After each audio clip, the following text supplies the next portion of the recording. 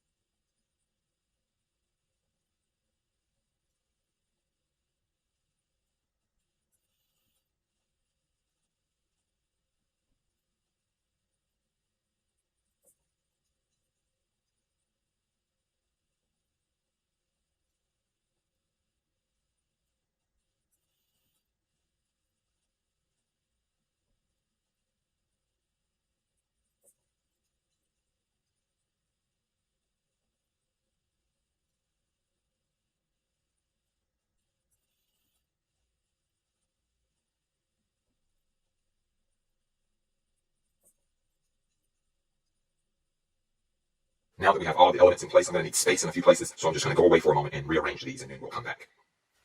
So here are all of our drawn structures rearranged to make space. Let's get started with our annotation. Let's start with the eosinophilic CFU. When the body needs more eosinophils, a hormone is going to be released, which activates the eosinophilic CFU. This hormone is a colony-stimulating factor, and so let's indicate that one here. And so here we have our colony-stimulating factor. When the body needs more eosinophils, this colony-stimulating factor is going to bind to this receptor here to activate the eosinophilic colony-forming unit. This receptor here is the colony-stimulating factor receptor, so let's indicate that one here.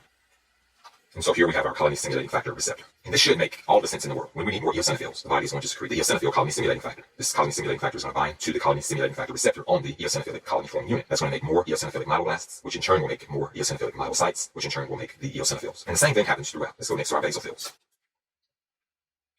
And so here we have our colony-stimulating factor receptor, and there's going to be a colony-stimulating factor protein. So let's indicate that here. The same rationale takes place. When the body needs more basophils, it's going to secrete the basophil colony-stimulating factor. This protein is going to bind to the colony-stimulating factor receptor on the basophilic colony-forming unit, which will make more basophilic myeloblasts, which in turn will make more basophilic myelocytes, which in turn will make more basophils. It's the same. Let's look next at the neutrophils. I won't label the receptor and the colony-stimulating factor again, but I will show the colony-stimulating factor here. So when the body needs more neutrophils, in the event that there's a bacterial infection and more neutrophils are needed, the body is going to secrete the neutrophil colony-stimulating factor, which will bind to the colony-stimulating factor receptor on the neutrophilic colony-forming unit, which will make more neutrophilic myeloblasts, which in turn will make more neutrophilic myelocytes, which in turn will make more neutrophils. It's the same situation. Let's next look at our monocytes. Again, we will represent the colony-stimulating factor. In the event that the body needs more monocytes, for example, if there's a viral infection and the body needs more monocytes, the body will release the monocyte colony-stimulating factor, shown here. This colony-stimulating factor will bind to the colony-stimulating factor receptor on the monocytic colony-forming unit, which in turn will make more monoblasts, which in turn will make more promonocytes, which in turn will make more monocytes. And our last situation will occur with the lymphocytes. Again, I will represent the colony-stimulating factor.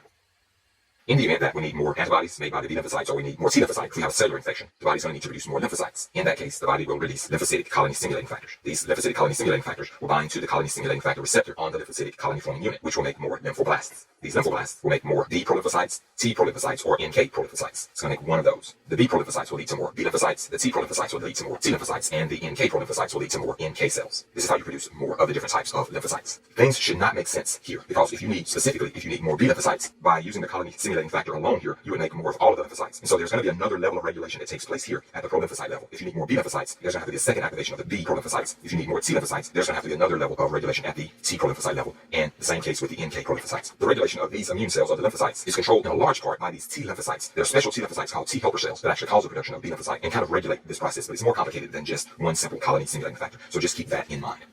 And so this is the production of all of our white blood cells. White blood cells can be divided into two groups. Your eosinophils, basophils, neutrophils, and monocytes. All of these cells and the cells which lead to them are called myeloid cells, and all the cells which lead to the lymphocytes are called lymphoid cells. Let's indicate those here. I'm going to shade the background of our myeloid cells a green color. I'm going to shade the background of our lymphoid cells a pink color so that we can distinguish them.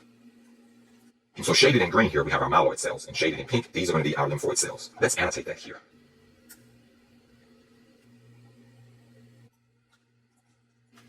So our myeloid cells include the eosinophils, the basophils, the neutrophils, and the monocytes. And our lymphoid cells only include the lymphocytes.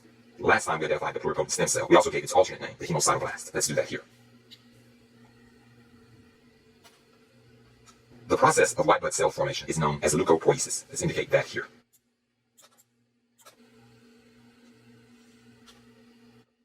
So the process of making the white blood cells is known as leukapheresis. And I think this covers everything. That concludes this lecture. I hope that you learned a lot.